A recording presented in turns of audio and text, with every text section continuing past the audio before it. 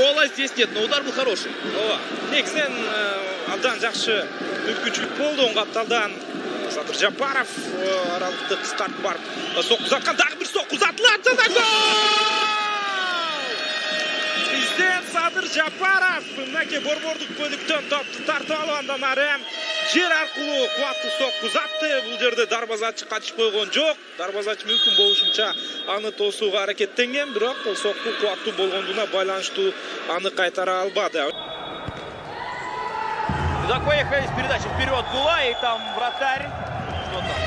Не увидел здесь нарушение правил, кстати говоря. Да. Опасный момент сейчас может возникнуть, если этот фол Реф зафиксировал. Да, так оно и есть, дорогие друзья. Нападающий команды Садыр Жапаров. Пенальти, да. Пенальти болған. Да. Дарбазашы атайын емес, әлбетте. Садыр Жапаров азыр пенальтini орындатады. Садыр Жапаров может оформить дубль в этом матче и сравнять что-то до игры. Толық болушы мүмкін, ара қаршы. Жапаров Yaşlıqdağdayla soqq uzatdı görünür. Esep sandары 2-2.